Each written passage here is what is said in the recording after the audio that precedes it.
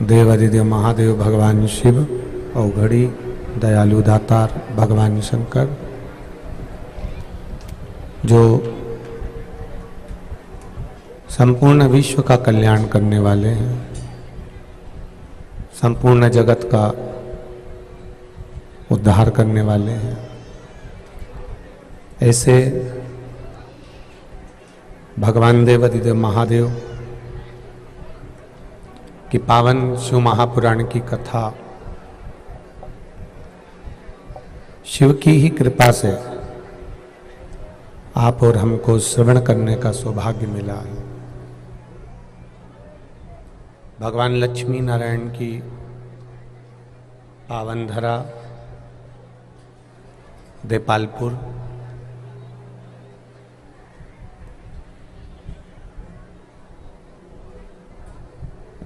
इस देपालपुर क्षेत्र की ये तीसरे नंबर की कथा है, जो स्वर्गीय बाबू सिंह जी पटेल, स्वर्गीय लीलाबाई पटेल, स्वर्गीय राधेश्याम जी पटेल, स्वर्गीय नितेश जी पटेल की स्मृति में श्री कैलाश जी पटेल बमोत्रिया परिवार बिचौली मर्दाना से ये पावन शिव महापुराण की कथा का आयोजन करवा रहे हैं। एक बार ताली बजाकर भगवान यजमान परिवार के लिए बहुत बहुत साधुवाद का है। कथा मंडप में विराजमान ब्राह्मण देव, संत, साधु, गुरुजन कहीं ना कहीं प्रभु की कृपा और उनकी उदारता, उनकी करुणा, उनकी दया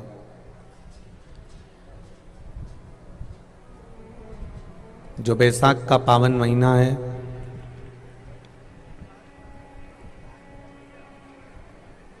और आप और हम भगवान शिव की पावन कथा का रस तत्व ग्रहण करने के लिए विराजमान है। भक्ति और मुक्ति का साधन है शिव महापुराण की कथा।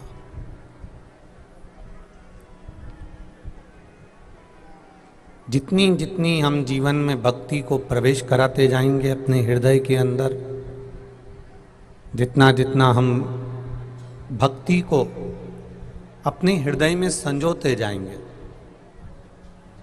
उतना उतना मुक्ति का जो मार्ग है वो सुलभ होता चले जाएगा।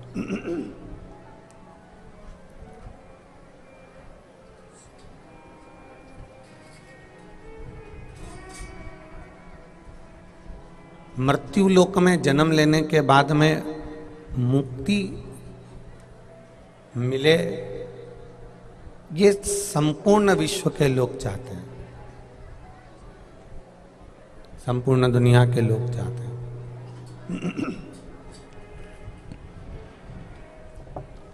प्रत्येक मनुष्य का ये विचार रहता है, प्रत्येक मनुष्य की ये इच्छा रहती है कि हम मृत्यु लोक में आए हैं तो हम मुक्त हो जाए, हमें मुक्ति मिल जाए।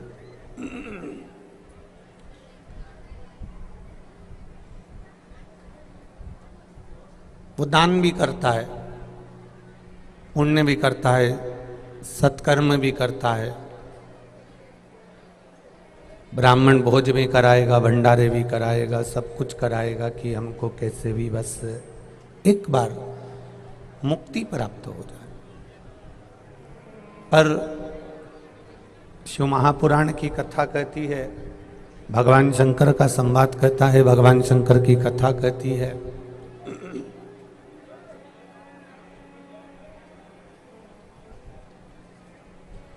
कि बिना भक्ति के, बिना भजन के, बिना कीर्तन के, बिना स्मरण के, बिना मंत्र जाप के, बिना भगवत भजन के मुक्ति सहज नहीं है।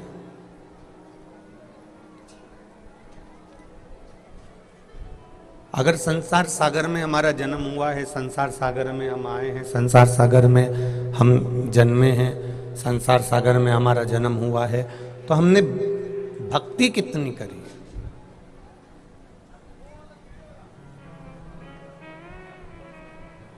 केवल मंदिर तक चले जाना ये भक्ति का मूल तत्व नहीं है।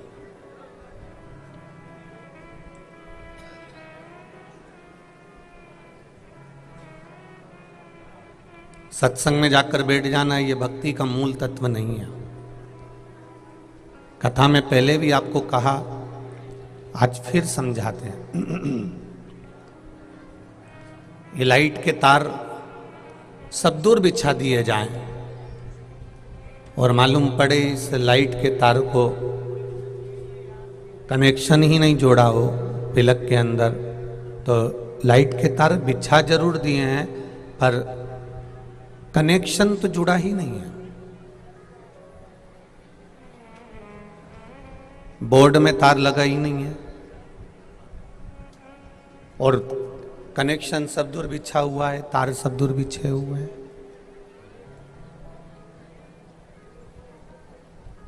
तार बिछाने से लाइट नहीं जलेगी।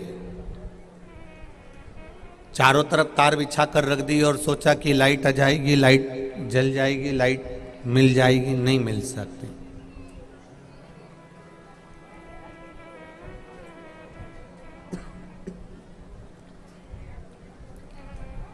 सब दूर तार बिछा कर रख दो, लाइट नहीं मिल सकती, लाइट प्राप्त नहीं हो सकती। शिव महापुराण की कथा, बेस कम कर दो, बेस। शिव महापुराण की कथा कहती है कि तार तो तुमने सब दूर बिछा दिए, पर जब तक प्लग में तार नहीं जोड़ोगे तब तक इसमें करंट नहीं आएगा और लाइट नहीं जलेगी। उसी तरह कथा में जाकर बैठ गए, मंदिर में जाकर बैठ गए, भजन में जाकर बैठ गए, संकीर्तन में जाकर बैठ गए, भगवान की भक्ति में जाकर बैठ गए और आपका कनेक्शन, आपका हृदय, आपका चित्त, आपका मन परमात्मा के चरणों में जुड़ा ही नहीं, तो फिर लाइट कैसे आएगी, प्रकाश कैसे होगा और उस परमात्मा का चरणारविंद का दर्शन कैसे होगा, ये विचार करिए।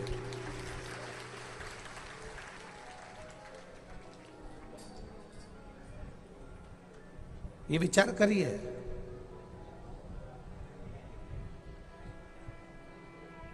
एक तार बिछा देने से लाइट नहीं आ सकती।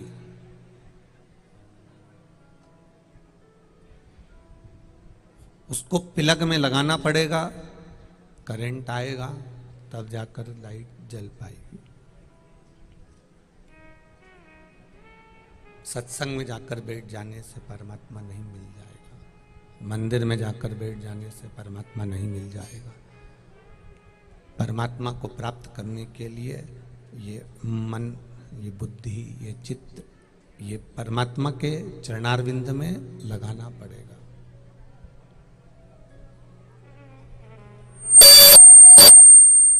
और जब तक ये परमात्मा के चरणों में नहीं लगता, जब तक ये भगवान के चरणारविंद में नहीं रमता, तब तक भक्ति बिना मुक्ति सहज हो ही नहीं सकती, फिर मुक्ति नहीं मिल पाई।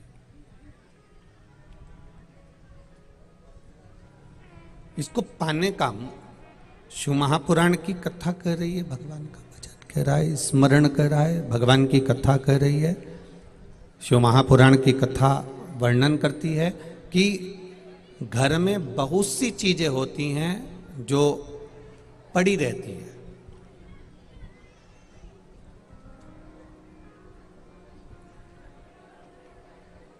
ऐसी कई चीजें हमारे घर में हैं जो पड़ी हुई है, जब जरूरत होता है तब उसको ढूंढा जाता है। बहुत सारा सामान घर में ऐसे ही पड़ा रहता है, जब जरूरत होती है तब उसको ढूंढते हैं, जब जरूरत पड़ती है तब उसको ढूंढा जाता है। बहुत सारी सामग्री, केवल हमारे घर की बात नहीं चल रही, आपके घर में भी बहुत सारा सामान, तुम्हारे घर में भी ऐसा ही पड़ा रहता है। जब उसकी जरूरत होती है तब उसको ढूंढा जाता है और ढूंढा जाता है फिर प्रयोग किया जाता है। घर में जैसे बहुत सारी सामग्री वैसे ही पड़ी रहती है,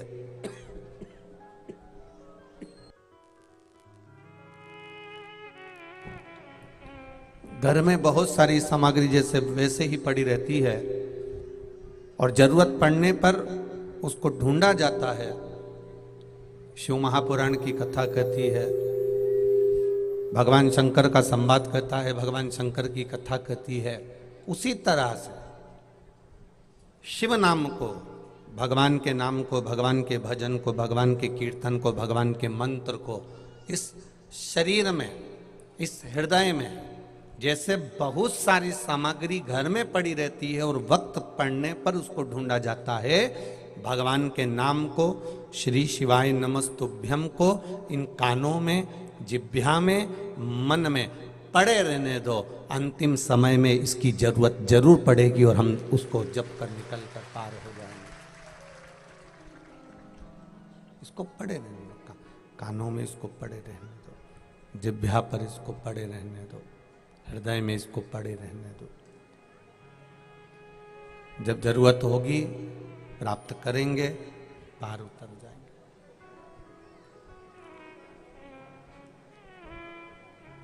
आएगा समय जिस समय पर संसार के लोग साथ छोड़ देंगे, परिवार के लोग साथ छोड़ देंगे, कुटुंब कबीले के लोग साथ छोड़ देंगे, सब साथ छोड़कर चले जाएंगे।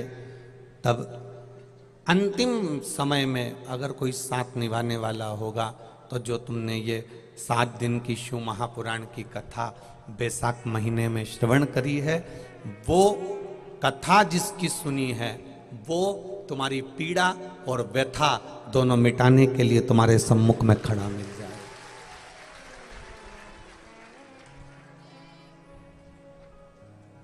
आपने जिसकी गुलामी करी, आपने जिसका भजन किया, आप जिसके मंदिर तक गए, घर में वस्तु पड़ी है, पड़े रहने दो, वक्त पड़ने पर उसे ढूंढ लिया जाएगा और प्रयोग में ले लिया जाएगा।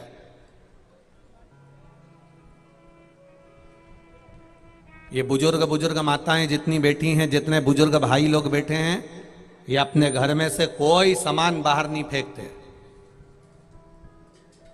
वो तो आजकल के पढ़े लिखे छोरा छोरी ऐसे हो गए कि उनको घर में कोई सामान सुहाता ही नहीं है। जरा सा भी सामान अगर उन्हें पड़ा हुआ दिखता है ना तो चिल्ला चोट करने लगते हैं, यह किसने पटका यहां पर। वो उठाएगी और उठाकर वो बहू तुरंत उसको ले जाके कहीं ना कहीं पटक देगी। अब ढूंढते रहो, तुम ढूंढते रहो। और बुजुर्गों की ऐसी आदत होती है कि घर में कोई भी फालतू सामान मिलता है उसको उठाकर संभाल के, लकड़ी की जो रेक रहती है आसपास कमरे में, ऊपर जो रेक्स बनी रहती है सीमेंट की, पत्थर की या लकड़ी का उसका कालम या बिम रहता है, उसके ऊपर उसको संभाल के रख दे। जब जरूरत पड़े उसने उठाया और प्रयोग में लिया।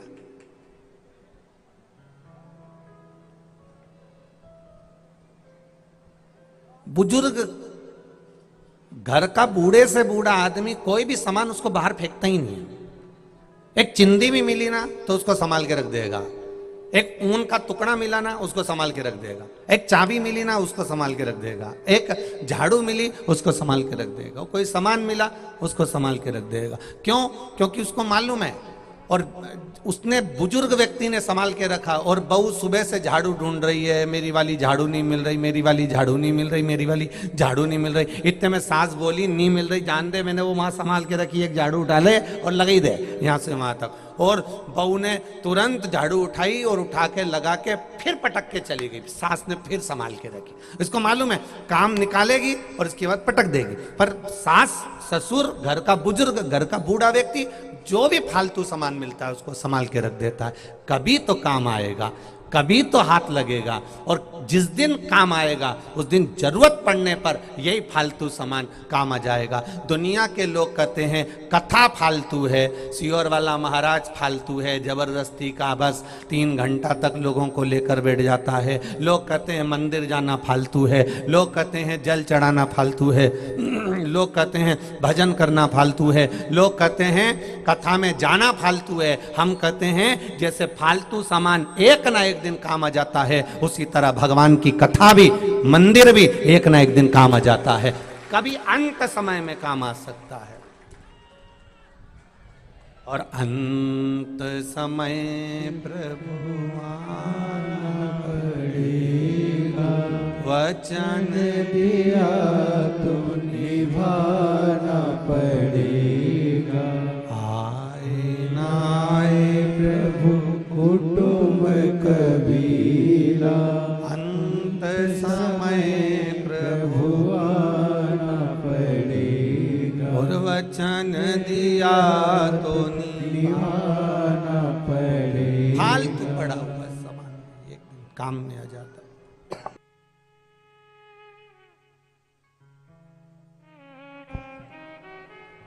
राम जी जय हो आपकी। फालतू पड़ा सामान भी एक दिन काम आ जाता है।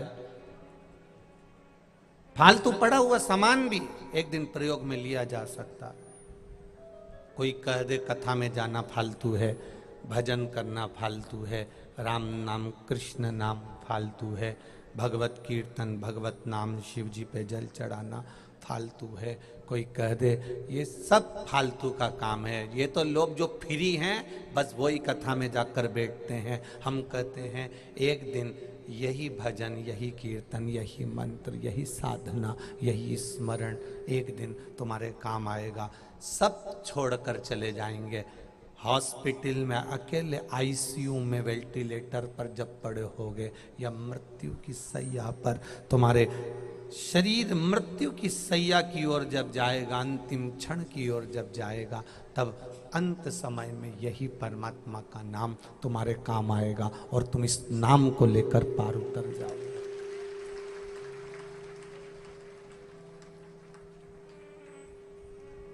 तुम इस नाम को लेकर पार उतर जाओगे, ये निश्चित है।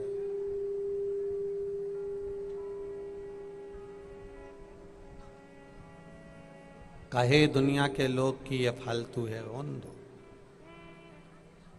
कोई तुमसे कहेगा कि दिन भर फालतू बैठी रह के तू, जब देखो जब टीवी चालू करे और शिव पुराण की कथा सुनती रहे, क्या फालतू है क्या दिन भर तू?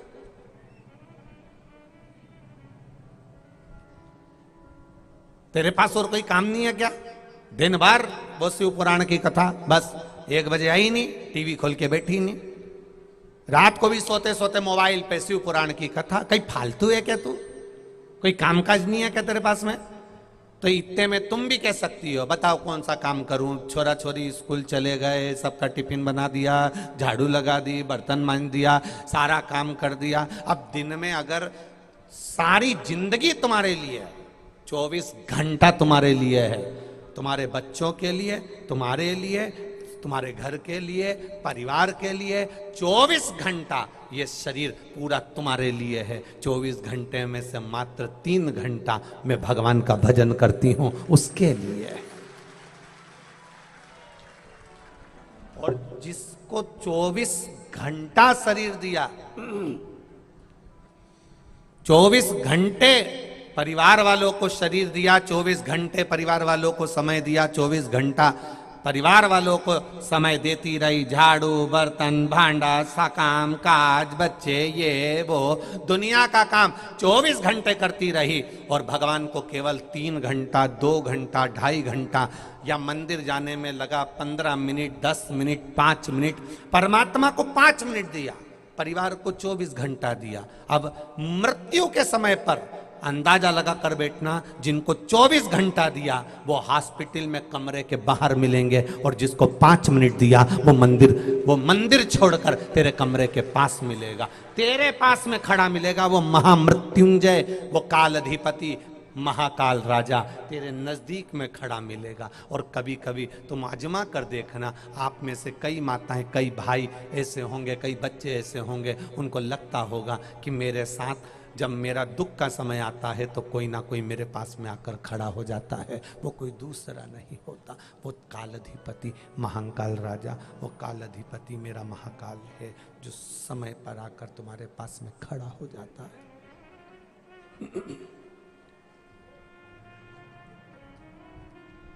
कोई दूसरा नहीं आएगा, आएगा तो बस वही आएगा।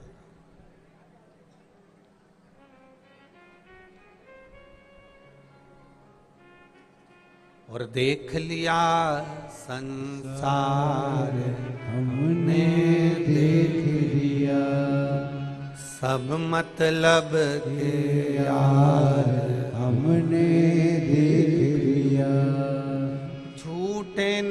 नाते झूठे रिश्ते, झूठे नाते झूठे रिश्ते, अरे झूठा है संसार हमने देख लिया, अरे सब मतलब के यार हमने देख लिया, झूठा है संसार हमने देख लिया। क्या तेरा क्या मेरा जग में, क्या तेरा क्या मेरा जग में, अंत समय का खेला जग में, अंत समय का फेरा जग में, अरे झूठा है परिवार हमने देख लिया, सब मतलब के यार हमने देख लिया, अरे देख लिया संसार हमने देख लिया। ये नाते, ये रिश्ते, ये कुटुंब, ये कबीले आए समय पर तुम्हारे साथ में हॉस्पिटल तक चले जाएंगे, पर पलंग पर अगर कोई सोया है, पलंग पर कोई बैठा है, तुम्हारे नस में, नाड़ियों में, तुम्हें एक एक औषधि के रूप में जो तुम्हारे शरीर में चल रहा है, वो कोई दूसरा नहीं, देवाधिदेव महादेव होगा, कोई दूसरा नहीं हो सकता, कोई दूसरा नहीं हो सकता, सहजता नहीं हो सकती महाराज, सहजता नहीं हो सकती।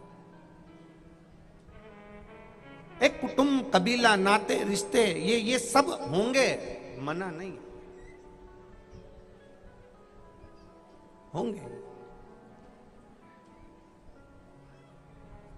एक कुर्सी दे दो बाबू, एक कुर्सी लगा दो संतों को। ये नाते, ये रिश्ते, ये कुटुंब, ये कबीले होंगे अपनी जगह पर अंत समय में वो साथ निभाने वाला कोई दूसरा होगा, तो वो केवल एक देवाधिदेव महादेव होगा, कोई दूसरा। एक बात अपने जीवन में उतारिएगा बड़े ध्यान से,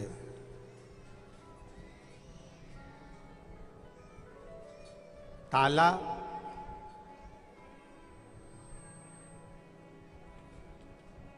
बहुत दिन तक बंद रहता है और उसमें चाबी नहीं लगाई जाती तो ताले में जंग आ जाती।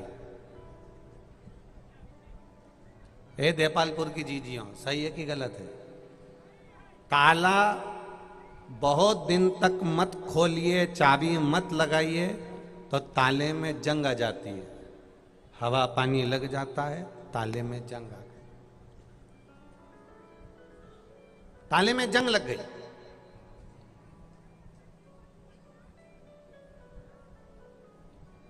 अब 4 साल बाद तुम ताला खोल रहे हो और उसमें चाबी लगा रहे, चाबी तुम्हारे पास में है, उसी की चाबी हो, चाबी है तुम्हारे पास में, ऐसा नहीं कि चाबी नहीं, चाबी है।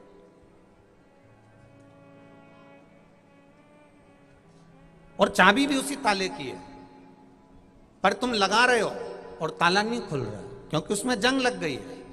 ताला भी वही है, चाबी भी वही है, पर 4 साल, 8 साल, 10 साल, 20 साल, 25 साल बाद चाबी लगा रहे हो तो उसमें जंग आ जाती है, और जंग आ जाती है तो वो ताला नहीं खुलता। फिर जो बुजुर्ग लोग हैं वो कह रही घासलेट का तेल लियो, अंदर से जरा घासलेट का तेल ला, और जो घासलेट का तेल लगा के वो ताला में दिया ने 2-4 बार उके जमीट दिया जम के, फिर चाबी लगाई, अभी भी नहीं खुला।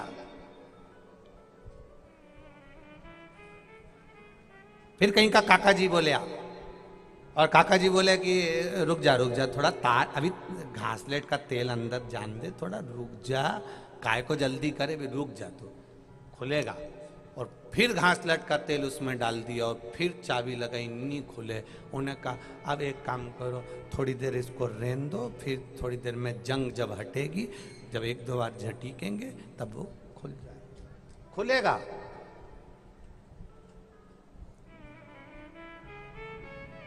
फिर उसको कम से कम 2-4 घंटे 8 घंटे वो घासलेट के तेल में उसको डाला जाता है। फिर वो धीरे धीरे उसमें चाबी लगाई जाती है, उसको खोलने का प्रयास किया जाता है, खोलने का फिर प्रयास कर। क्यों हमारे शास्त्र कहते हैं? कई लोग कहते हैं गुरुजी आप कहते हो बच्चे बच्चे को मंदिर तक पहुंचाओ, क्यों? शिव महापुराण की कथा कह रही है ताला बहुत दिन तक नहीं खुलेगा तो जंग लग जाएगी। काम, लोभ, आसक्ति, वासना, तृष्णा, ये सब इस शरीर में अगर लग गई तो फिर भक्ति की चाबी कितनी भी घुमाना, आप कितना भी घर के छोरा छोरी से कहना कथा में चल, लोग कहेंगे तो ढोंग प्रपंच है, छल है, ऐसा है वैसा है, दुनिया के लोग ज्ञान देना चालू कर देंगे। क्यों? क्योंकि इनके भीतर काम आ गया, लोभ आ गया, आसक्ति आ गई, वासना आ गया, तृष्णा आ गया। ताले को रोज खोलते रहोगे तो उसमें जंग नहीं आएगी और वो चाबी लगेगी, 1 सेकंड में ताला खुल जाएगा। उसी तरह चाहे बचपन हो, जवानी हो, अधेड़ी हो, बुढ़ापा हो, भगवान की कथा में जाते रहोगे, परमात्मा मिलता रहेगा। परमात्मा को मिलने में देरी नहीं लगेगी। जंग मत आने देना इस मन में। अहंकार की जब जंग लग जाती है, व्यक्ति बहुत पड़ गया, पढ़ने के बाद सोचता है कि अब मैं काय को कथा में जाऊं, मैं काय मंदिर जाऊं। और पढ़ा लिखा व्यक्ति ये सोचे कि मैं मंदिर में क्यों जाऊं, मैं भगवान के भजन में क्यों जाऊं। ये जंग बहुत मुश्किल से हटती है। फिर आप कहेंगे बच्चों को थोड़ा भजन कर लिया कर, 2 अगरबत्ती भगवान को लगा लिया कर। पढ़ा लिखा छोरा कहता है ये ढोंग वोंग करना मेरे को नहीं आता, अगरबत्ती मगरबत्ती लगाना। जंग लग गई।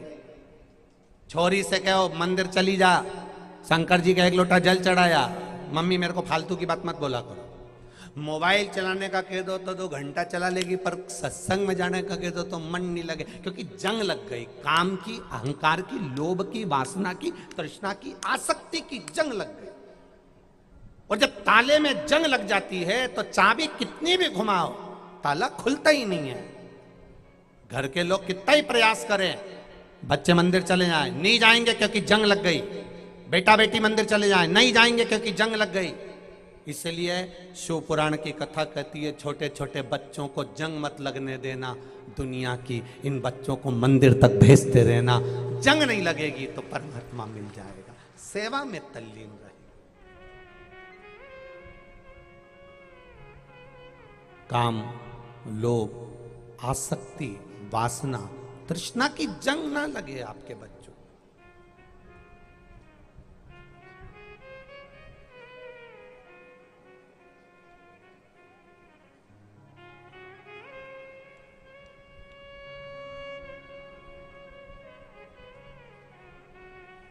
जिनसे पूरी दुनिया डरती है, उनसे उनकी औलाद कभी नहीं डरती है। थोड़ा व्यासपीठ से कहेंगे ना तो अब बुरा लग सकता है और कल छप भी सकता है कि महाराज जी व्यासपीठ से ऐसा बोल दिए।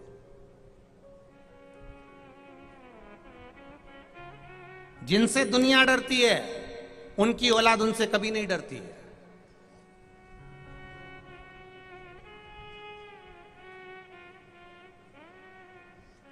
बोल दूं क्या? पक्का? तुम संभाल लोगे ना? बस तो पुलिस, पंडित और शिक्षक, इनकी औलाद इनकी कभी नहीं सुनती है।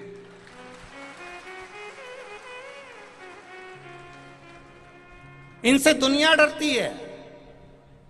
पुलिस वाले को देखेंगे तो दुनिया डरेगी, है देखा ये स्टार, ये वो, ये पद, ये प्रतिष्ठा।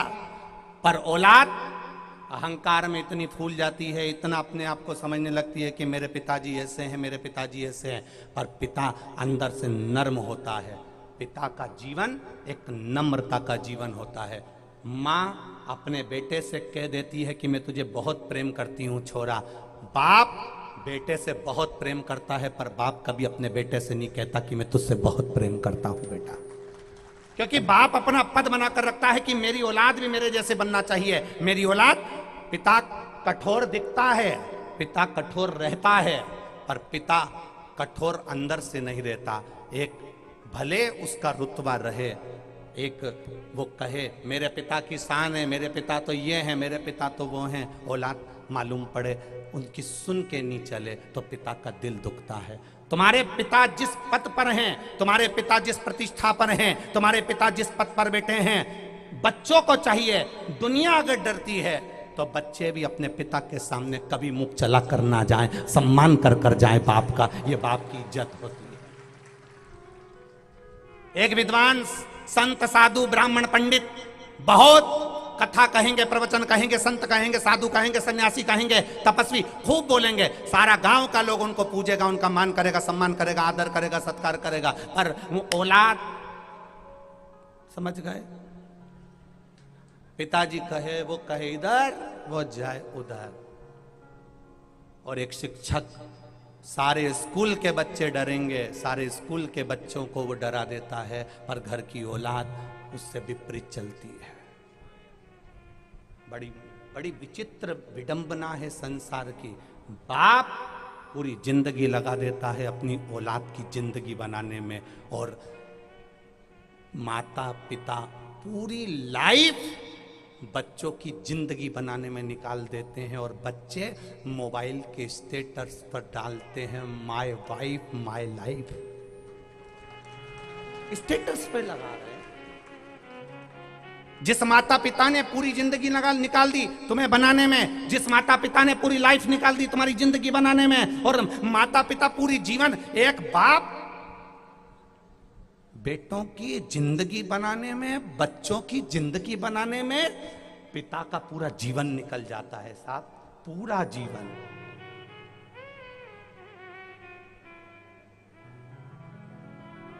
पूरी जिंदगी निकल जाती है।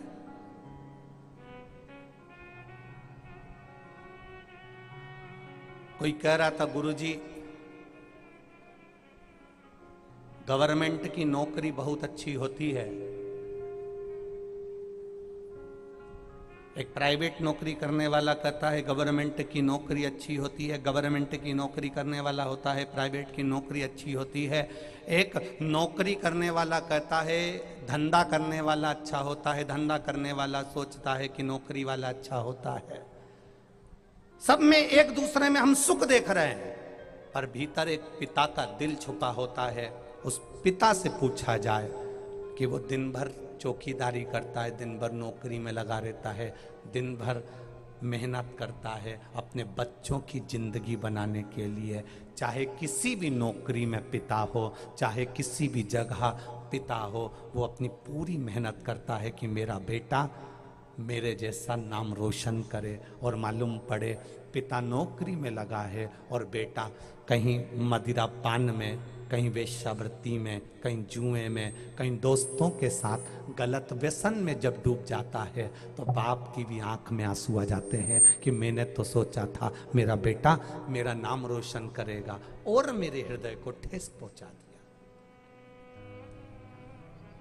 मेरे नवयुवक बेटा बेटियों से निवेदन है, मेरे नवयुवक बेटों से निवेदन है, तुम्हारे पिता की इज्जत अगर तुम्हारे मोहल्ले के लोग करते हैं, तुम्हारे पिता की इज्जत तुम्हारे गांव के लोग करते हैं, तुम्हारे पिता की इज्जत तुम्हारे परिवार के लोग करते हैं, तो मेरा बेटे से निवेदन है, उन बेटों से निवेदन है, उन बेटियों से निवेदन है, तुम्हारे पिता की इज्जत मोहल्ले वाले करें, गांव वाले करें, नगर वाले करें, शहर वाले करें, समाज वाले करें, तो मेरे बेटा और बेटियों से निवेदन है उस पिता से कभी मुंह मत चलाना, तो तुम्हारी इज्जत परमात्मा भी करेगा। उस पिता से कभी मुंह मत चलाना जिसकी इज्जत सब कर रहे हैं।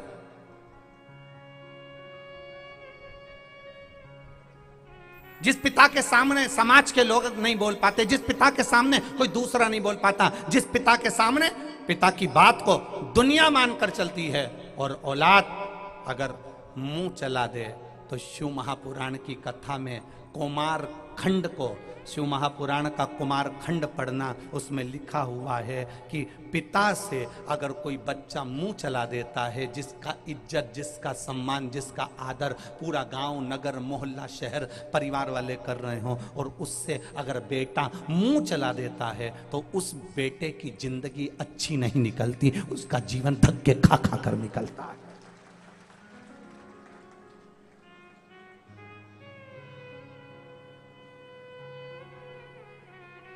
पिता से मुख नहीं चला है।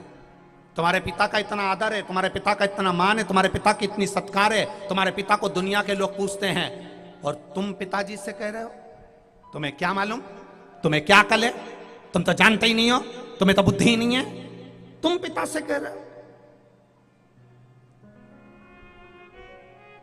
थोड़ा सा पानी लिया और नर्मदा जी का चुल्लू भर, और उसमें, समझ गए क्या? वैसे तो देपालपुर के लोग बहुत समझदार है रे, बोलने की जरूरत ही, इतना मुंह चलाना श्रेष्ठ नहीं। जिस पिता का आदर, जिस पिता का सम्मान पूरी दुनिया करे, मोहल्ले के लोग भी कहें अंकल आप आते हो ना तो मोहल्ले में रौनक रहती है, आंटी आप आती हो ना भजन में रौनक रहती है, आप आते हो ना भजन में बहुत अच्छा लगता है, काकी जी आप आ जाते हो ना अच्छा लगता है, मौसी जी आप आ जाती हो ना अच्छा लगता है, बुआ जी आप आती हो ना घर में अच्छा लगता है, नानी जी आप आती हो ना घर में अच्छा लगता है। जिस नानी का सम्मान सारी दुनिया में हो रहा है, जिस मौसी का, काकी का, बुआ का, चाचे का, जिसका सम्मान, आंटी का, अंकल का, पास में रहने वाले पड़ोसी धड़ोसी जिनका सम्मान दुनिया कर रही है, और उनकी औलाद उनके वचन सुनकर कह दे कि तुम चुप बैठे रिया करो, तुम में अकल नहीं है, तुम चुप बैठे रिया करो। बस शिव महापुराण का कौमार्य खंड कहता है धक्के खाने के लिए तैयार हो जाना जिंदगी के। पिता का, माता का आदर करना अगर नहीं सीखे तो जिंदगी में कुछ नहीं सीखे, कुछ नहीं। काय की एजुकेशन है तुम्हारी जिसमें तुम माता पिता का आदर करना नहीं सीख पाओ? आदर करना सीखिए, सम्मान करना सीखिए। एक शिक्षक अपनी पूरी जिंदगी निकाल देता है बच्चों की जिंदगी बनाने में। एक पुलिस में कार्य करने वाला व्यक्ति अपने घर के बच्चों को छोड़कर, चाहे वो पुलिस की नारी हो पुरुष हो, अपने घर के बच्चों को छोड़कर तुम्हारी जिंदगी बनाने में लग जाता है। एक टीचर, एक लेडी टीचर अपने घर के बच्चों को छोड़कर तुम्हारे बच्चों की जिंदगी बनाने में लग जाती है। एक गुरु, एक शिक्षक, एक संत, साधु, ब्राह्मण, तपस्वी, कथाकार तुम्हारी जिंदगी बनाने में लगा रहता है। और विचार करिएगा, आदर के संबोधन, बच्चों के आदर के संबोधन समाप्त नहीं होना चाहिए। जिस पिता ने पूरी जिंदगी निकाल दी, उस पिता के सामने कभी खड़े होकर मत कहना कि पापा तुमने ये गलत कर दिया। वो पिता है, उसने पूरा जीवन निकाल दिया तेरे लिए, पूरा जीवन। बुद्धि को संभालिए। थोड़े हमारे वचन आप लोगों को बुरे लग सकते हैं,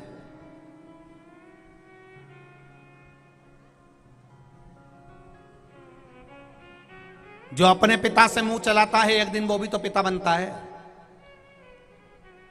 बहुत सुंदर चरित्र है, बाल्यावस्था में सुना था, आप भी सुने होंगे। घर में एक बुजुर्ग पिता था, बीमार पड़ गया, बहुत खांसता था, बीमारी उसको दमे की थी। बहू ने कह दिया अपने पति से, सुनो पिताजी को बहुत खांसी चलती है, बच्चों को पढ़ाने के लिए टीचर आते हैं, बच्चे अच्छे से पढ़ नहीं पाते, दिन भर पिताजी खांसा करते हैं। इन पिताजी को माली का जो कमरा है, पीछे जो चौकीदार का कमरा है, माली का कमरा है, पिताजी को वहां पर लगा दो और पिताजी को वहां रख दो और पिताजी से कह दो यहां आने की जरूरत नहीं है। उनको एक घंटी लगा दो, घंटी बजाएंगे, पिताजी जब घंटी बजाएंगे तो मैं खाने का सामान दियाऊंगी, चाय दियाऊंगी, नाश्ता दियाऊंगी, भोजन दियाऊंगी। वो घंटी बजा दें, मैं देकर आ जाऊंगी। बेटे ने अपने पिताजी से कह दिया, पिताजी तुम पीछे वाले कमरे में सो जाया करो, अंदर मत आना, तुम्हारी बहू तुम्हें सामान लाकर दे देगी, बस तुम घंटी बजा देना। पिताजी ने, बेटे ने घंटी लगा दी पिताजी के बिस्तर के पास, पिताजी घंटी बजा देते, बहू सामान भेज देती। एक दिन पिताजी ने घंटी बजाई, बहू ने सामान नहीं भेजा। सुबह बेटे ने अपने पिताजी से जब अलग रहने का कमरा दिया तो कहा, तुम्हें मेरी कसम है तुम अंदर मत आना, बस घंटी बजा देना, तुम्हारी बहू ला कर दे देगी। पिता देखिए कैसा होता है। एक पिता क्या चीज है वो समझने का प्रयास करिएगा। बाप जब चला जाता है ना, तब मालूम पड़ता है कि बाप शब्द क्या है, पिता शब्द क्या है। एक नारी से, एक बेटी से पूछना, जब तक मायके में पिताजी रहते हैं ना, तो बेटी भी छाती तन कर कहती है मेरा बाप बैठा है, अभी मेरा पिता बैठा है, वो मुझे संभाल लेता है। एक बेटी का जीवन यही है। पिताजी तुम्हें मेरी सौगंध है, अंदर मत आना, घंटी बजाना, तुम्हारी बहू ला कर देगी। बहू घंटी सुनती सामान भेजती। पिताजी ने घंटी बजाई, 15 दिन बाद घंटी बजी नहीं। बहू आया, बहू से बेटे ने पूछा, रात्रि को अपने पत्नी से पूछा ऑफिस से आकर, पिताजी को कुछ दिया कि नहीं दिया? पिताजी ने घंटी नहीं बजाई, उनके पास सामान पड़ा होगा, रखा होगा। बेटा गया अपने पिताजी के कमरे में, पिताजी पलंग से नीचे पड़े हुए थे, बेहोशी में पड़े हुए थे। बेटे ने जल का छींटा दिया, पापा पापा, पिताजी, बाबूजी उठो। जल का छींटा दिया, बाबूजी धीरे से उठे।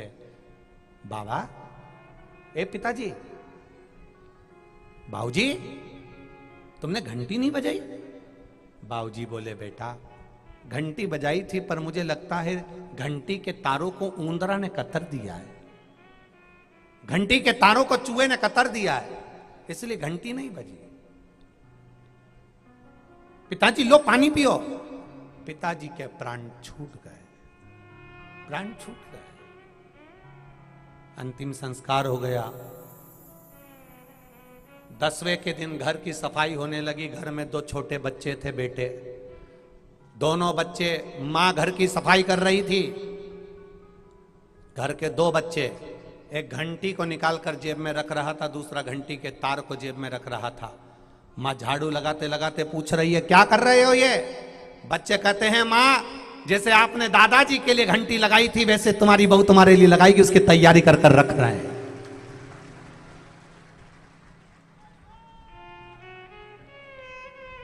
ये हमारे कर्म का भोग है। आप जैसा कर्म करोगे वैसा आपको भोगना पड़ेगा। मत बुरे कर्म कर बंदे, वरना पछताएगा। भगवान की आंखों से तू बच नहीं पाएगा, तू बच नहीं पाएगा। अरे ओ अज्ञानी, मत करना दानी, तेरे कर्म का फल भी तू ही पाएगा। जैसा किया तूने तेरे आगे आएगा। मत बुरे कर्म कर बंदे, वरना पछताएगा। भगवान की आंखों से तू बच नहीं पाएगा, तू बच नहीं पाएगा। तुम्हारे धन का भोग पूरा परिवार करेगा, तुम्हारी कमाई का भोग पूरा परिवार करेगा। तुम जो दुकान पर बैठकर कमा रहे हो, नौकरी में कमा रहे हो, तुम्हारे धन का भोग पूरा परिवार करेगा, पर तुम्हारे कर्म का भोग तुम्हें अकेले करना पड़ेगा। जैसा कर्म करोगे वैसा भोगना पड़ेगा, अंतिम क्षण तक भोगना पड़ेगा, ये निश्चित है। माता पिता का आदर करोगे, तुम्हारा आदर पूरी दुनिया करेगी। गणेश जी महाराज ने अपने माता पिता की केवल परिक्रमा करी थी, आज पूरा संसार गणेश जी के मंदिर में जाकर गणेश जी की परिक्रमा कर रहा है। आदर करो, सम्मान करो, सत्कार करो। भगवान शंकर की कथा से कुछ अपने जीवन में धारण करो, शिव कथा से अपने जीवन में धारण करिए, शिव कथा से अपने जीवन में उतारिए।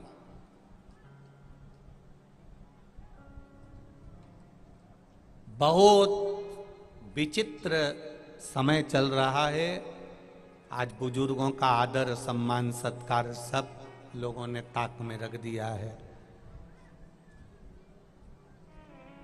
बहुएं सोचती हैं कि हमारी बहू बहुत अच्छी आएगी तो मेरी जगदम्बाओं, चंद्र घंटाओं, परियों, कुसमांडाओं, सावधानी रखना। तुमने जैसा व्यवहार तुम्हारी सास से और ससुर से करा है, इससे दुगना गंदा व्यवहार तुम्हारी बहू तुम्हारे साथ करने के लिए आएगी, निश्चित रखना। तुम चाहे उसकी पत्रिका मिलवा लो, चाहे कितना फोटो देख लो, इसलिए अपनी फोटो सुधारना है तो अपने बुजुर्गों का फोटो सुधारने का प्रयास करना। इनका आदर, इनका सम्मान, इनका सत्कार करते रहोगे तो आने वाले बच्चे तुम्हारा आदर, तुम्हारा सम्मान, तुम्हारा सत्कार करते रहेंगे, ये निश्चितता। कोई कहता है हमारे माँ बाप पक्षपात करते हैं, हमारे पिताजी ने दौलत उनको दे दी, बड़े वाले भैया को, कोई के छोटे वाले को दे दी, कोई के मंझले वाले को दे दी। हमारे माता पिता ऐसा करते हैं, हमारी सास बड़ी बहू को ज्यादा चाहती है, हमारी सास छोटी बहू को ज्यादा चाहती है। दौलत दी है ना, जमीन दी है ना, सास ससुर अपनी पूरी इजाजत किसी को भी दे दे, पर तुम मीठा बोलना मत छोड़ना, आदर करना मत छोड़ना। क्यों? सास ससुर किसी किसी को दौलत देकर चले जाते हैं और उसके घर की औलाद उस दौलत को पूरी बेचकर खल्लास कर देते हैं, और सास ससुर जिसको आशीर्वाद देकर जाते हैं वो 4 मंजिल की बिल्डिंग खड़ी कर लेता है।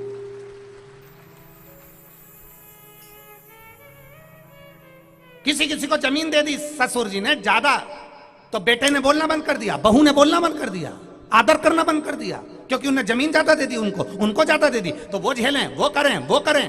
क्यों करें? दे दी ना जमीन, देन दो, देन दो। उन्होंने उनको जमीन दे दी, तुम उनका आदर करना बंद मत करना। लड़ाई भी हो गई हो ना तो भी उनके चरण दबाना मत भूलना, मत भूलो चरण दबाना।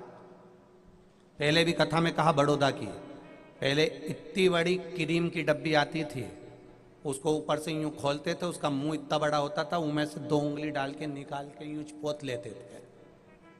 इतनी बड़ी क्रीम की डब्बी आती थी। आजकल ऐसा लंबा सा ट्यूब आता है क्रीम का, है? उसको नीचे से यूं दमोचो तो ऊपर से उसका ट्यूब निकल के बाहर आ जाता, फिर यूं लगा लो। बस माता पिता, वो ट्यूब जो है ना लंबा वाला, उसको ऊपर से दमोचोगे तो कुछ नहीं आएगा, थोड़ी सी देर आके फिर बाद में 2-4 दिन बाद नहीं आ, पर नीचे से दमोचते रहो नहीं तो रोज थोड़ा थोड़ा ट्यूब निकलता रहे। उसी तरह माता पिता का पांव दमोचते रहो नहीं, बस पांव दबाते रहो माता पिता का, तो निकल निकल कर आपके आशीर्वाद उनके मुख से बाहर आता रहेगा और तुम्हारा कल्याण होता रहेगा।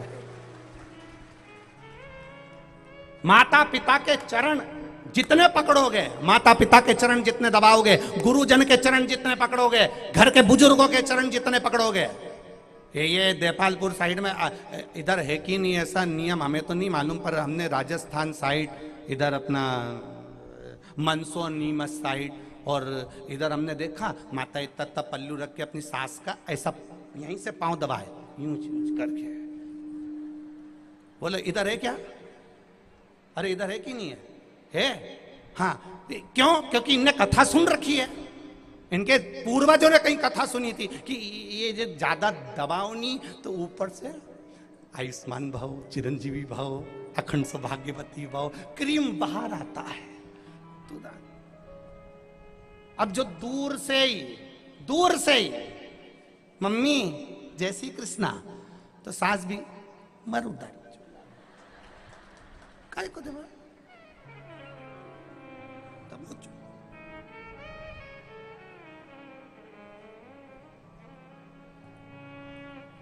आ गई समझ में? अरे बोलो तो जम के, तो क्या करोगे? बस क्या जोरदार आवाज पाई है रे बेरूते ने, तो गजब कर दिया। अब पाँव तो मोच लेना, बस पाँव पकड़ लो, बस गुरु के पाँव पकड़ लिए, माता के, पिता के चरण पकड़े और आशीर्वाद निकला। आयुष्मान भव, चिरंजीवी भव, यशवान भव, बेटा खूब उन्नति करो। माता के चरण, पिता के चरण, गुरु के चरण, घर के बड़े के चरण जब पकड़े तो उनके मुंह से बस आनंद से आशीर्वाद ही निकला। शिव पुराण कह रही है, श्रीमद् भागवत कह रही है, महाभारत कह रही है, संकल्प लिया था दुर्योधन के सामने।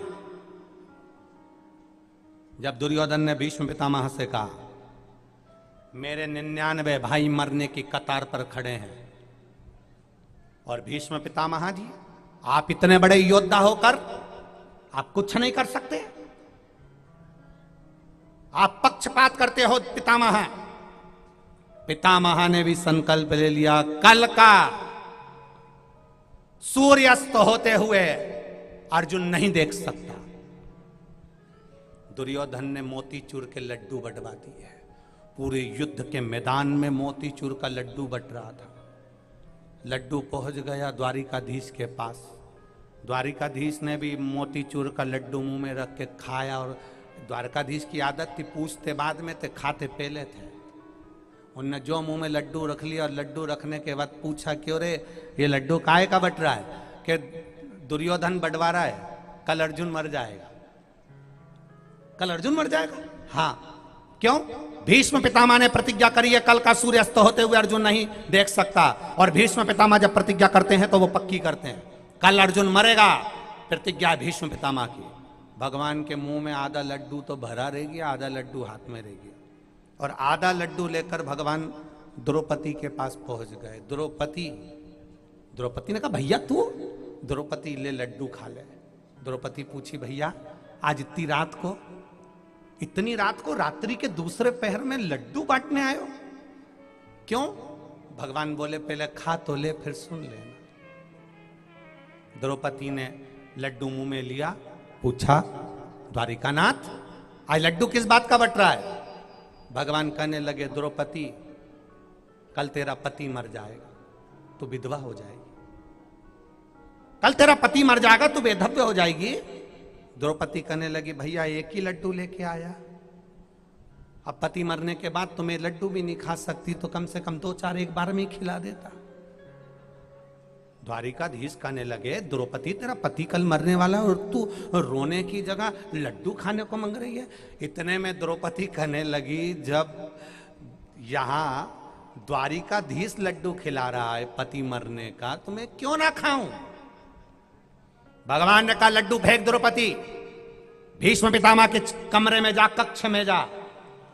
द्रौपदी ने कहा, भीष्म पितामह के कक्ष में नहीं जा सकती, वहां द्वारपाल लगे हैं, बहुत सारे द्वारपाल लगे हैं, मुझे अंदर नहीं जाने देंगे। हम इधर कौरवों की सेना में कैसे चले जाएं? भगवान ने कहा, इतना इतना घूंघट डाल, और इतना घूंघट करके भीष्म पितामह के कक्ष में जाना। द्वारपाल पूछेंगे कौन हो, कह देना झूठे बर्तन उठाने आई हूं, नौकरानी सेविका हूं, दासी हूं। इतना घूंघट करना। भीष्म पितामह को भी अपना चेहरा मत बताना, उनके चरण पकड़ लेना। चरण पकड़ना, जब तक वो आशीर्वाद नहीं दे दें तब तक मुंडा मत दिखाना। द्रौपदी कहने लगी, चिंता मत करो। अब तो द्रौपदी चली, इतना घूंघट कर कर,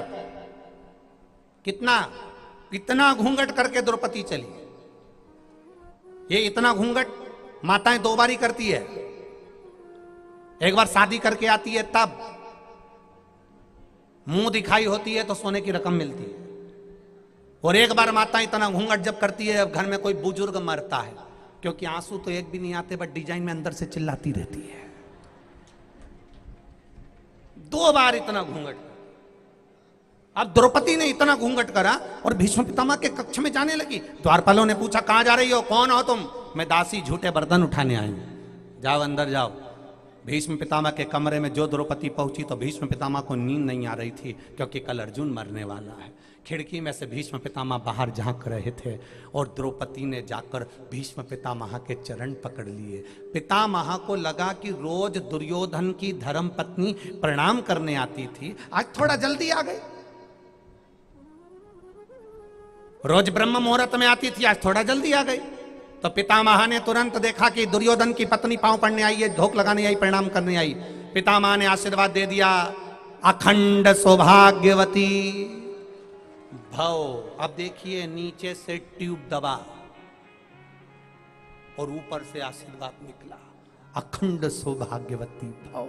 और द्रौपदी जो पल्लू ली थी उसने उठाया, जो उठाया तो भीष्म पितामह कहने लगे, द्रौपदी तू, कल तो मैंने अर्जुन को मरने का बोला है कि सूर्य अस्त नहीं देख पाएगा और मैंने तुझे आशीर्वाद दे दिया अखंड सौभाग्यवती होने का। द्रौपदी कहती है अब तो कल देखा जाएगा कि ये ट्यूब असर करेगा कि नहीं करेगा। अब कल देखेंगे, नहीं तो लोग तो कहते रहते हैं ये ट्यूब लगाओगे तो 5 दिन में गोरे हो जाओगे। अब 5 दिन लगाने के बाद मालूम पड़ेगा कि सही हुआ कि नहीं। अब कल देखेंगे तुमने जो आशीर्वाद दिया अखंड सौभाग्यवती होने का, वो फला कि नहीं फला। उधर अर्जुन, इधर भीष्म पितामह। अर्जुन के रथ पर मेरा द्वारिका नाथ खूब मुस्कुरा रहे भगवान कृष्ण। अब फंसे, अब सूर्य अस्त नहीं देख पाएगा और इधर से आशीर्वाद दे दिया अखंड सौभाग्यवती होने का। अब द्वारिका नाथ मुस्कुरा रहे और भीष्म पितामह अंदर से क्या करूं क्या करूं। पितामह ने तुरंत अपने कक्ष में से पत्र बुलवाया, पत्र को बाण पर लपेटा और बाण पर लपेटकर जो फेंका द्वारिकाधीश के चरणों में पत्र गया। द्वारिकाधीश ने जो पत्र निकाल कर पढ़ा तो उस पत्र में लिखा था, दीन बंधु दीनानाथ मेरी डोरी तेरे हाथ। पत्र में लिखा था, दीन बंधु दीनानाथ मेरी डोरी तेरे हाथ।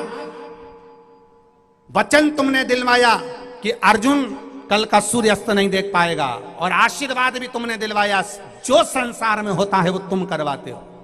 तो अब तुम्हें संभालना है, वचन भी रहना चाहिए और आशीर्वाद भी रहना चाहिए। द्वारकाधीश जो पत्र पढ़े तो मुस्कुरा रहे थे, अब चक्कर आने लगे। जैसे ही द्वारकाधीश रथ से नीचे उतरे तो अर्जुन ने पूछा, प्रभु हुआ क्या है। भगवान के कुछ नहीं हुआ, जरा शांति रखो। इतने में रुक्मणी सतभामा जामंती कालंदी मित्रवृंदा लक्ष्मणा, भगवान कृष्ण की 16,108 रानियां जो युद्ध को आनंद के साथ विचार कर देख रही थी, वो सब की सब मानसिक रूप से भगवान द्वारकाधीश के सामने आकर खड़ी हो गई। आकर खड़ी होकर बोली, नाथ क्या बात है, आप चुप होकर क्यों बैठे हो, क्या हो गया। भगवान ने पत्र दिया, रुक्मणी पढ़ो। ये पत्र में लिखा है, भीष्म पितामह ने आशीर्वाद दे दिया है द्रौपदी को अखंड सौभाग्यवती होने का, और भीष्म पितामह ने वचन लिया है, संकल्प लिया है कि अर्जुन का सूर्यास्त होते हुए नहीं देख पाएगा। क्या करना चाहिए। रुक्मणी जी ने कहा, अर्जुन से कहो बाण छोड़े, भीष्म पितामह के शरीर को छेदित कर दे, बाणों की सैया पर भीष्म पितामह को पटक दो। भगवान कहते हैं, भीष्म पितामह को बाणों की सैया पर नहीं पटक सकता, बहुत भजन किया है उसने, मेरा दर्शन किया है उसने, मेरा कीर्तन किया है उसने, बाणों की सैया पर कैसे पटक दूंगा। भगवान जैसे ही बोले तो रुक्मणी जी बोली, आप चिंता मत करो, जितनी एकादशी के व्रत भीष्म पितामह ने करे वो दुनिया में किसी ने नहीं करे। गौ माता की गौशाला में भीष्म पितामह जाते थे, 26 एकादशी के नाम पर 26 गौशालाओं का स्मरण भीष्म पितामह करते थे।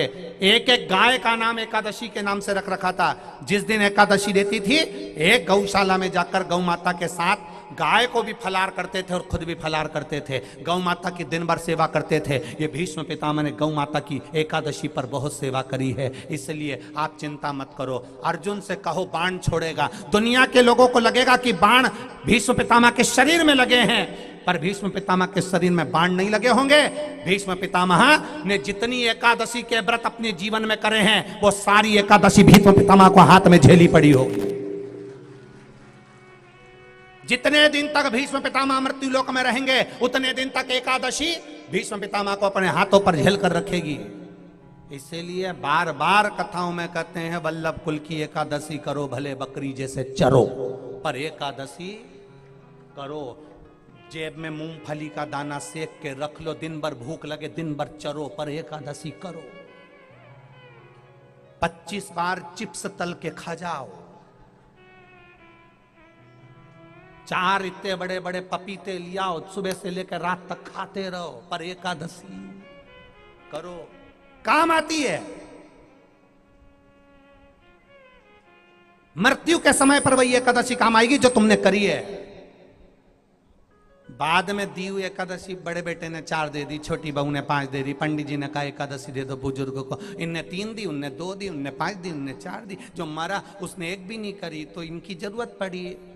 अगर वो करके चले जाता तो ये बहुओं की एकादशी की जरूरत पड़ती क्या?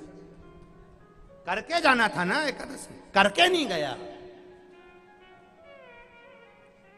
कई कई लोग कहते हैं गुरुजी हमसे व्रत नहीं बनता, तो हमने कहा हमने कौन करे कि व्रत करो, तुम तो दिन भर चरो, दिन भर चरो ना। फ्रिज पे रख दो मूंगफली का दाना सेक के, कूलर के ऊपर गुड़ रख दो 2 बट्टी, खिचड़ी बना के रख दो कमरे के अंदर, जहां से निकलो वहीं निपटाओ। के कौन कि तुम भूखे रहो, तुम तो खुद चरो, पर एकादशी करो। अब हाथ पर झेली एकादशी। और अंत समय प्रभु आना पड़ेगा, वचन दिया तो निभाना पड़ेगा। भगवान ने निभाया। सूर्यास्त होने के पहले ही भीष्म पितामह बाणों की सैया पर पड़ गए। द्रौपदी जब भीष्म पितामह से मिलने गई, भगवान भीष्म पितामह मुस्कुरा कर बोले, देख तूने ट्यूब दबाया था तो निकला, आशीर्वाद निकला। आप भी अपने माता पिता के चरणों को अगर थोड़ा सा दबा लोगे, प्रणाम कर लोगे, नमन कर लोगे, गुरु के चरणों को नमन कर लोगे, निकल कर आशीर्वाद जो मिलेगा वो पूरी जिंदगी से तार देगा। सहज नहीं है। भजन करो, समझो।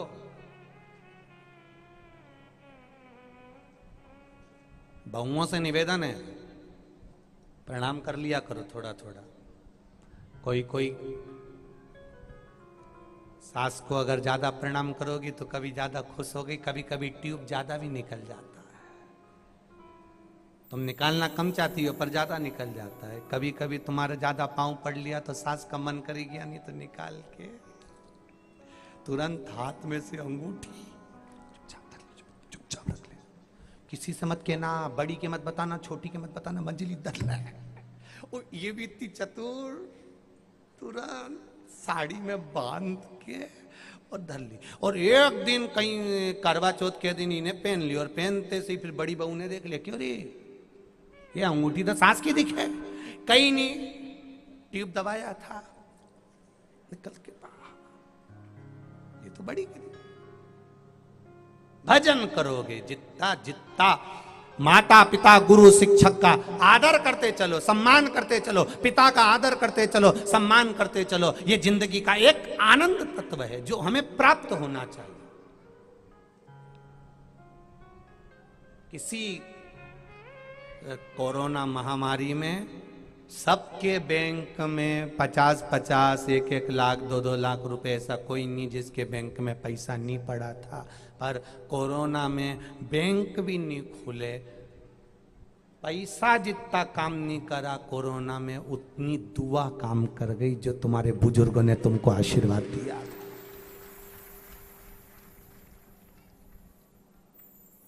कितना भयंकर कोरोना आया था। आस पास मोहल्ले, गांव, नगर, शहर में इतने मर रहे थे, इतने, तुम्हारे भी आसपास में आ गया था और तुम बच गए। भगवान को धन्यवाद देना, तूने बचा लिया, ये तेरी बड़ी कृपा थी दातार। नहीं तो कोविड-19 में अपन 20 हो जाते हैं, सब धरा, सब पड़ा रहे, समाप्त।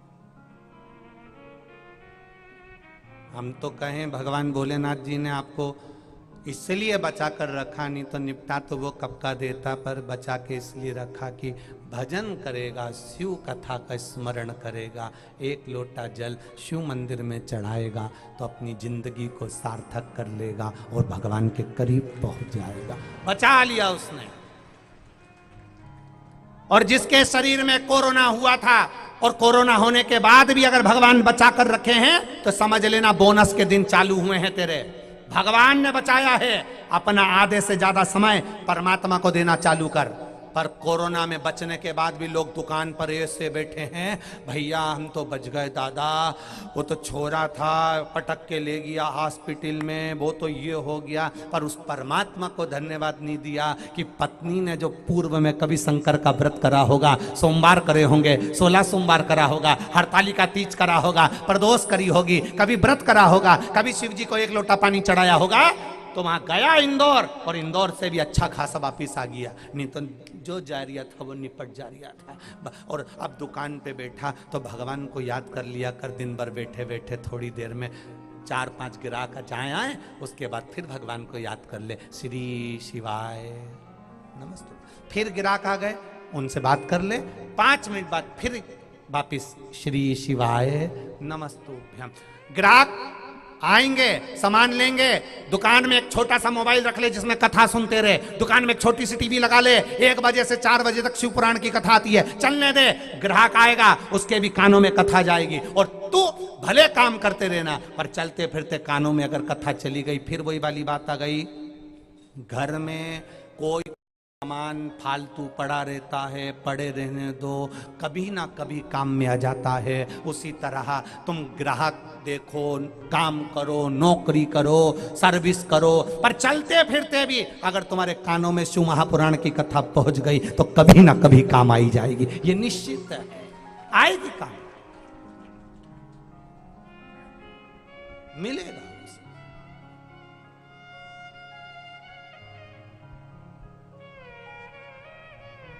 अरे कितने किस्मत वाले हो, जरा विचार करो। अभी तक ये जितने लोग यहाँ सेवा में लगे हुए हैं, जितने लोग सेवा में लगे हैं, आप अपने आप को धन्यवाद कहना कि कहीं हमारा पुण्य, हमारी पत्नी ने कभी शंकर जी को जल चढ़ाया होगा तो हमारा पुण्य सामने आ गया, हमें सेवा का मौका मिला। हमारे को भी नौकरी में ना जाने कहां कहां लगे रहते, पर 7 दिन कम से कम शंकर जी की कथा भी सुनी और शंकर जी की सेवा भी करी। बाकी की नौकरी तो होती रहती है, सेवा चलती रहती है। सेवा में लगाया तो उस परमात्मा ने, तुम्हारे पुण्य सामने आ गए, तुम्हारी पत्नी के पुण्य सामने आ गए, इसलिए शिव महापुराण में सेवा में 7 दिन उसने लगा लिया तुमको। तुम्हारी पत्नी भी धन्यवाद देगी कि नौकरी तो आपने बहुत करी, पर 7 दिन जो शिव पुराण की कथा में नौकरी करी है, सेवा करी है, वो खाली नहीं जाएगी, जरूर उस परमात्मा की कुछ कृपा होगी, इसलिए उसने अपनी सेवा में लगाया है। मेरे भोले तेरी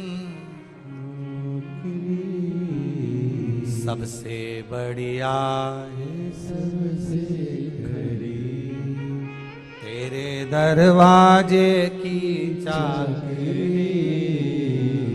सबसे बढ़िया है, सबसे खरी। मेरी किस्मत का जब गुल खिला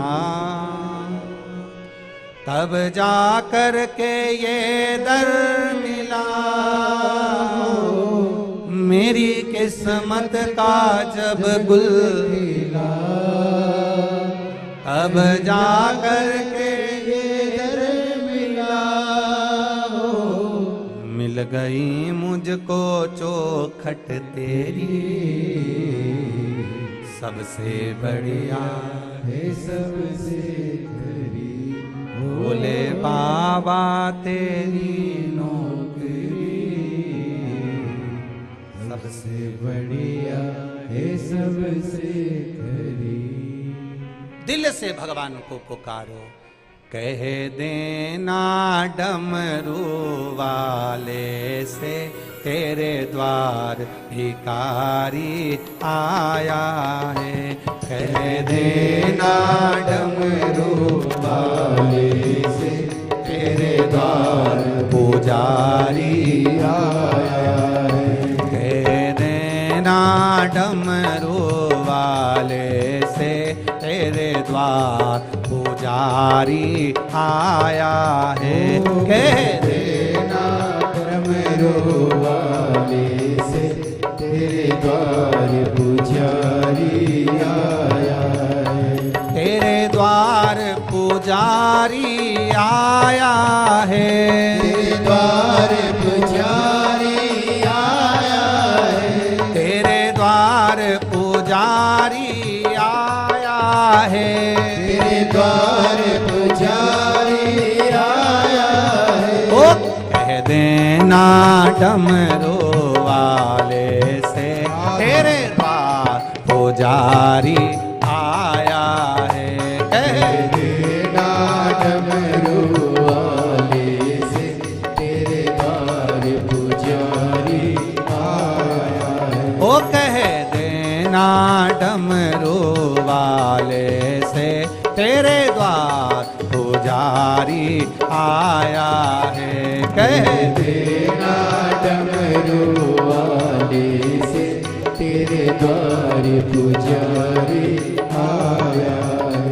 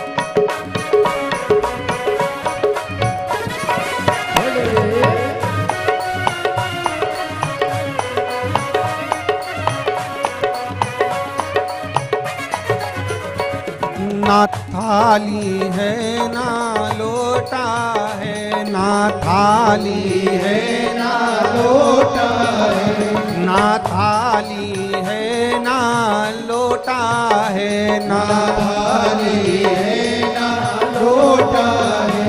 खाली हाथों पुजारी आया है, तेरे द्वार पुजारी आया है।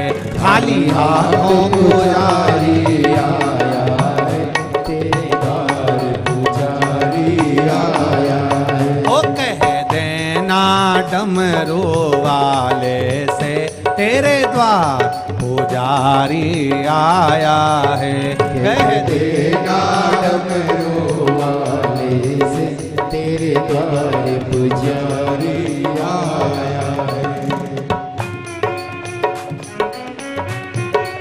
हरि बोल।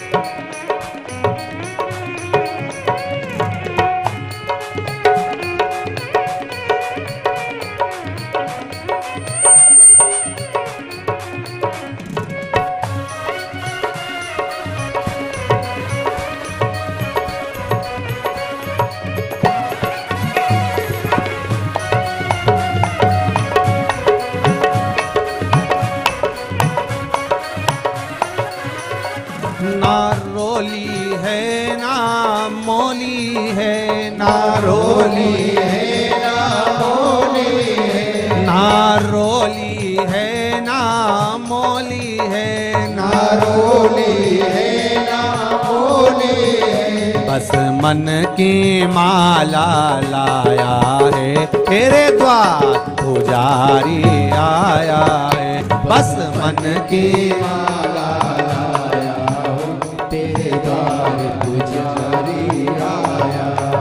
बस मन की माला लाया है, तेरे द्वार पुजारी आया है। बस मन की माला लाया है, तेरे द्वार पुजारी आया है। तेरे द्वार पुजारी आया है, तेरे द्वार पुजारी आया है। ओ तेरे द्वार पुजारी आया है, तेरे द्वार पुजारी आया है। ओ देना डमरू वाले से, तेरे द्वार पुजारी आया है।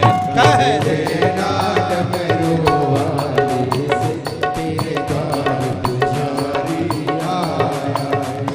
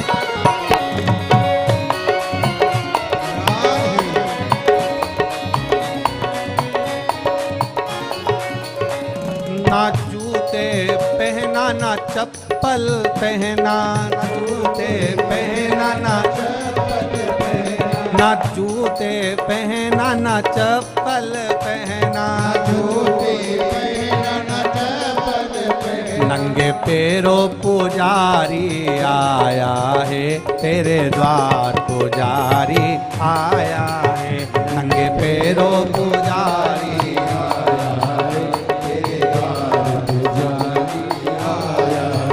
कह देना डमरू वाले से, तेरे द्वार पुजारी आया है। कह देना डमरू वाले से, तेरे द्वार पुजारी आया है। तेरे द्वार पुजारी आया है। तेरे द्वार पुजारी आया है। ओ तेरे द्वार पुजारी आया है। तेरे द्वार पुजारी आया है। ओ तेरे द्वार पुजारी आया है। तेरे द्वार पुजारी आया है। ओ कह देना डमरू वाले से, तेरे द्वार पुजारी आया है। कह देना डमरू वाले से, तेरे द्वार पुजारी आया है। ओ कह देना डमरू वाले से, तेरे द्वार पुजारी आया है। कह देना डमरू वाले से, तेरे द्वार पुजारी आया है। ओ कह देना डमरू वाले से, तेरे द्वार पुजारी आया है। देना डमरू वाले से, तेरे द्वार पुजारी आया है। तेरे द्वार पुजारी आया है। तेरे द्वार पुजारी आया है। तेरे द्वार पुजारी आया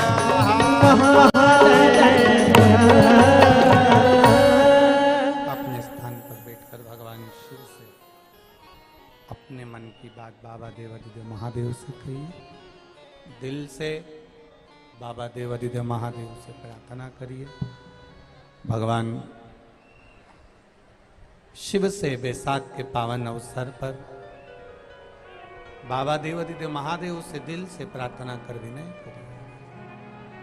जहां जगह मिल जाए वहां बैठो और दिल से बाबा से प्रार्थना।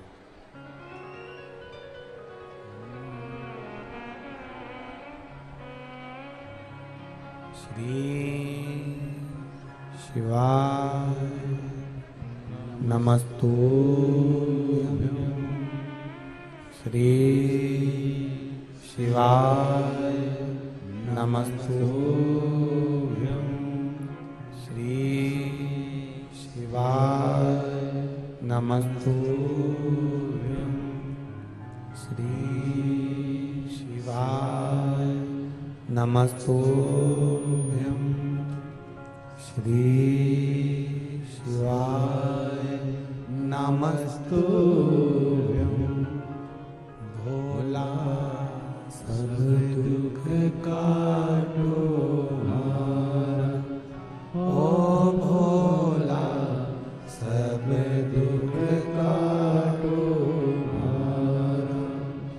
शिव शंकर जपूं तेरी माला, भोले बाबा जपूं तेरी माला। भोला सब दुख काटो हारा, ओ भोला सब दुख काटो हारा। वेश है मंगल मंगलकारी, वेश है मंगल मंगलकारी। शमशान वासी हमारा, शमशान वासी हमारा। ओ भोला सब दुख काटो हारा, ओ भोला सब दुख काटो हारा। शिव कथा कह रही है, विश्वास के साथ परमात्मा का भजन भक्ति के साथ करें। माता प्रसूति की बहन देवहूति जो कदर्म बाबा के साथ में बिहाई थी, जिनके घर में 9 कन्याओं का जन्म हो गया और विनय करी है कदर्म बाबा से एक पुत्र का जन्म हो और पुत्र महाज्ञानी हो।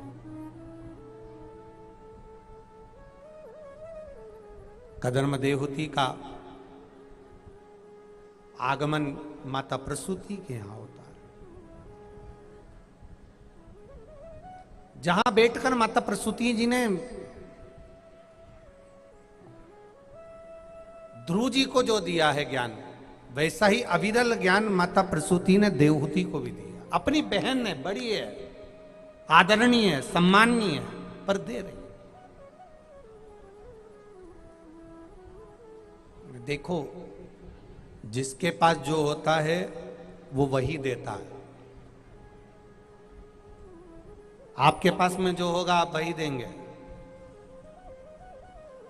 भगवान कृष्ण का जब जन्म महोत्सव हुआ तो दशरथ जी के यहाँ राम जी का जन्म उत्सव हुआ, तो दशरथ जी ने माणिक मोती सोना चांदी हीरा पन्ना इतना लुटाया, इतना लुटाया, इतना लुटाया कि अयोध्या में मणि पर्वत बन गया, रतन पर्वत, मोती पर्वत, मणि पर्वत बन गया। इतने इतने हीरे पन्ने लुटाए थे।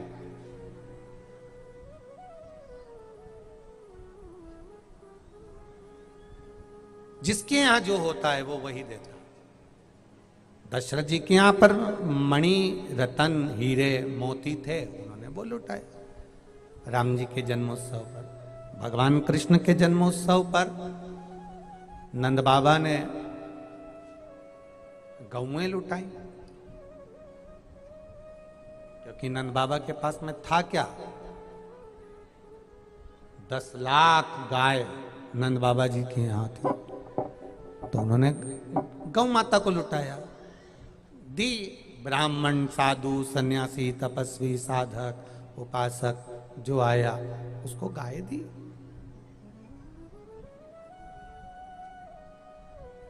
वो भागवत जी में भजन में लोग गाते हैं ना, नंद बाबा ने गौएं लुटाई, अरे रहा ना एक भी खाली।